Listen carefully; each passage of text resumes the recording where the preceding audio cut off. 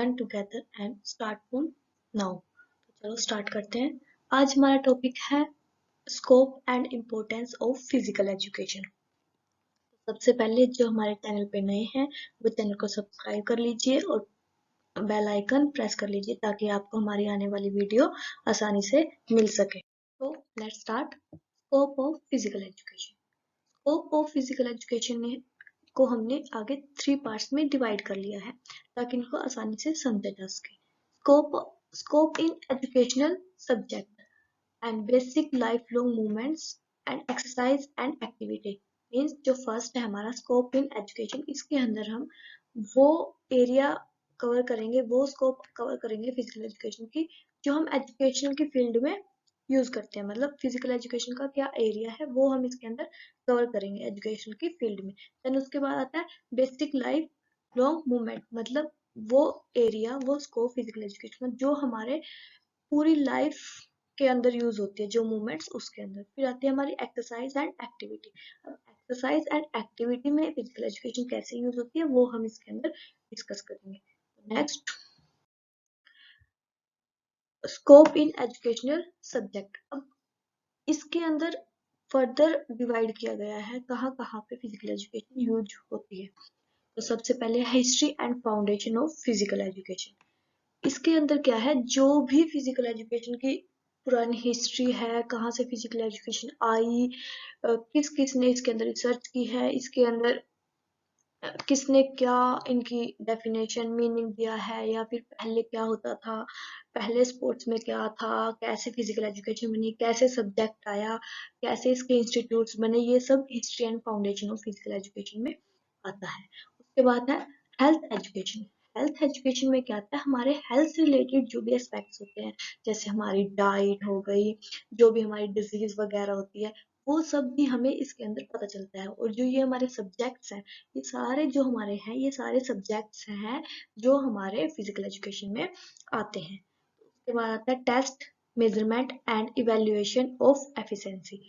जो भी मेजरमेंट, जैसे हेफर का टेस्ट हो गया या फिर स्पार्ट हो गया, ये जो टेस्ट होते हैं जो हमारी एफिशिएंसी को मेजर करते हैं, ये भी हमारे पास सब्जेक्ट आता है कि कैसे ये बने हैं, किसने ये बनाए हैं, इनका यूज कैसे करते हैं, ये सब हमें फिजिकल एजुकेशन से ही पता चलता है। फिर उसके बाद आता है स्पोर्ट्स जर्नलिज्म। इसके अंदर क्या है, जो ये न्यूज वगैरह होते हैं, जो स्पोर्ट्स की कवरेज करते हैं, जो स्पोर्ट्स के बारे में बताते हैं, ये भी पहले हमें स्टडी करना पड़ता है। देन उसके बाद हम इसको ऑक्यूपेशनल फील्ड में ले जाते हैं। उसके बाद आता है anatomy. Anatomy structure of body. Anatomy के अंदर हमें अपनी बॉडी के स्ट्रक्चर के बारे में पता चलता है कि हमारी बॉडी का स्ट्रक्चर कैसा है, कितनी बोन है, क्या क्या ऑर्गन्स है, और ऑर्गन्स के अंदर फर्दर आगे पार्ट्स क्या क्या है, ये सब हमारे एनाटॉमी के अंदर पता चलता है। उसके बाद स्पोर्ट्स साइकोलॉजी। इसके अंदर हमें स्पोर्ट्स साइकोलॉजी का पता चलता है। देन स्पोर्ट्स सोशियोलॉजी, जो भी हमारे सोशल रिलेशंस होते हैं, ये सब हमारे बुक्स हैं जो हम फिजिकल एजुकेशन के अंदर पढ़ते हैं। देन उसके बाद बायोमैकेनिक्स, जो भी हमारी मूवमेंट्स होती हैं, उनकी जो मूवमेंट्स होती हैं हमारी, उनके बारे में हमें पढ़ते हैं। उसके बाद किन्सोलॉजी। किन्सोलॉजी जो इसके अंदर हम अपनी मसल्स, देन जॉइंट्स के स्ट्रक्चर्स कैसे कैसे बनते हैं, ये सब पढ़ते हैं एक्सेट्रा। उसके बाद इसके अंदर ये तो कुछ लिमिटेड है, अलावा भी इसके अंदर बहुत कुछ है। देन उसके बाद आता है scope in basic life long movements. मतलब जो हम मूवमेंट्स करते हैं, जो भी हमारी मूवमेंट्स होती हैं from start from birth and and with life and, वो मूवमेंट जो बर्थ से स्टार्ट हो जाती हैं और तब ही खत्म होती है जब हम लाइफ एंड हो जाती है हमारी। तो सबसे पहले है मूवमेंट इन प्री नेचर, मतलब जब बच्चा 9 मंथ्स का होता है, अपने माँ के पेट में होता है, तब भी जो वो मूवमेंट करता है अंदर, वो भी हमारा फिजिकल एजुकेशन का ही पार्ट है। तो उसके बाद वॉकिंग, जंपिंग, थ्रोइंग, जो ये सब हमारी मूवमेंट्स होती हैं, रनिंग, जॉगिंग, ये सब भी फिजिकल एजुकेशन के स्कोप में आती है। देन उसके बाद आता है scope in exercise and activity. Specific exercise और एक्टिविटीज भी हमारी फिजिकल एजुकेशन के अंदर इंक्लूड है, जैसे sports medicine and corrective exercise. पहले के जमाने में भी हम इनका यूज करते थे, जैसे मसाज हो गया, या फिर जो भी हमारी थेरेपी वगैरह होती है, जैसे मर्ड थेरेपी होगी, ये सब भी पहले यूज होते थे। अब इनको हम स्पोर्ट्स मेडिसिन में पढ़ते हैं। उसके बाद करेक्टिव एक्सरसाइज, जो भी एक्सरसाइज हम अपने पोस्चर को करेक्ट करने के लिए बनाते हैं, जैसे किसी को कुबड़ है उसको ठीक करने के लिए कुछ एक्सरसाइज है, ऐसी ऐसी एक्सरसाइज हर तरीके से अपने पोस्चर को ठीक करने के लिए यहाँ पे भी हम पढ़ते हैं, इनके बारे में भी जानते हैं फिजिकल एजुकेशन में। देन उसके बाद है रिहेबिलिटेशन एक्सरसाइज आफ्टर इंजरी और आफ्टर इलनेस। जैसे कोई खेल रहा है और उसको इंजरी हो जाए, तो उसके बाद उसको दोबारा अपनी पहले वाली परफॉर्मेंस में आने के लिए जो हम एक्सरसाइज करते हैं उसको रिहेबिलिटेशन एक्सरसाइज बोलते हैं। देन उसके बाद गेम्स एंड स्पोर्ट्स, ये तो नॉर्मल है, फिजिकल एजुकेशन का पार्ट है game and sports. Self defence exercise, physical education के अंदर सेल्फ डिफेंस एक्सरसाइज भी इंक्लूड होती है। जैसे हमारी कुछ गेम्स होते हैं सेल्फ डिफेंस रिलेटेड, जैसे बॉक्सिंग हो गया और जूडो हो गया, कराटे हो गए, ये सब इसके अंदर इंक्लूड होती है। उसके बाद है रिदमिक एक्सरसाइज, जो भी हम रिदम, जैसे हमारी जिम्नास्टिक में रिदमिक जिम्नास्टिक होती है, ये सब भी इसके अंदर इंक्लूड होता है। उसके बाद रिक्रिएशनल, जो भी हम गेम खेलते हैं, चाहे वो कहीं पे भी हो, आउटडोर हो इंडोर हो, ये सब भी हमारी फिजिकल एजुकेशन में इंक्लूड होती है। देन उसके बाद yoga exercise and etcetera. Okay, motivation quote आ गई पहले ही। Our most profitable lesson are learn from failure not success.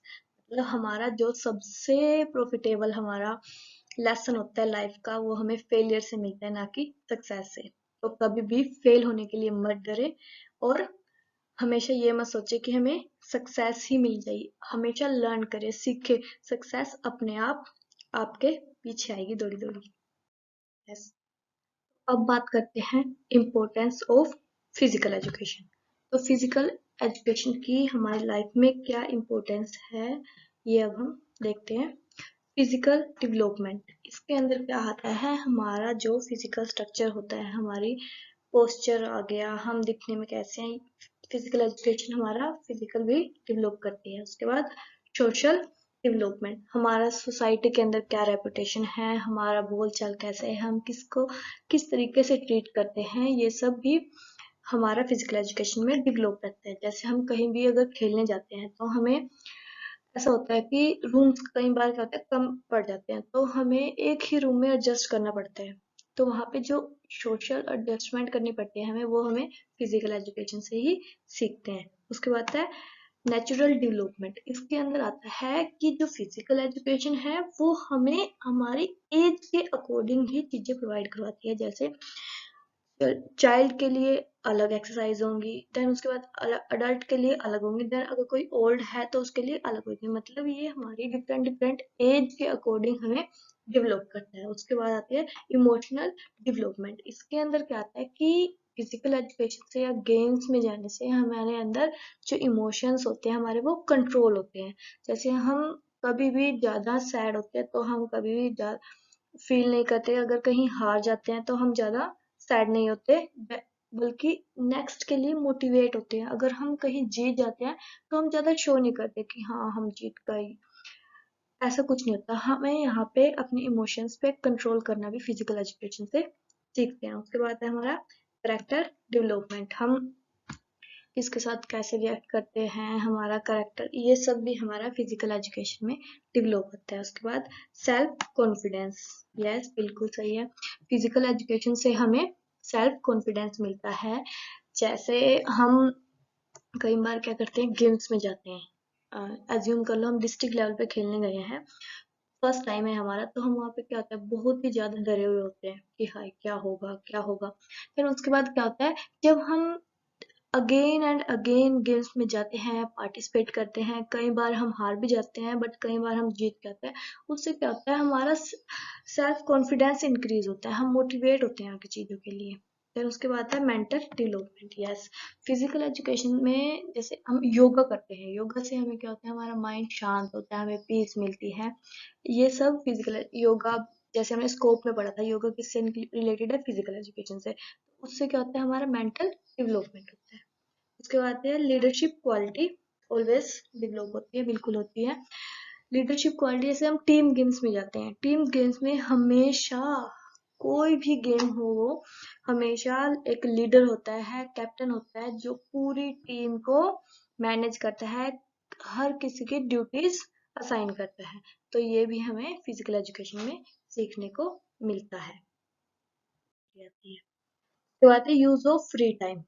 जो फिजिकल एजुकेशन है वो क्या है, फ्री टाइम को भी हमारे यूज करती है हमारी रिक्रिएशनल एक्टिविटी में, हमारी जैसे हम आउटडोर में जाके खेलते हैं उससे क्या होता है, फ्री टाइम तो यूज होता है, साथ में हमारी ऑल ओवर डेवलपमेंट भी होती है। उसके बाद है development of national and international integrity and brotherhood. इसमें क्या होता है कि जब हम नेशनल लेवल पे खेलने जाते हैं, इंटरनेशनल लेवल पे खेलने जाते हैं, तो उससे क्या होता है हम एक दूसरे को जानते हैं, एक दूसरे के कल्चर को जानते हैं।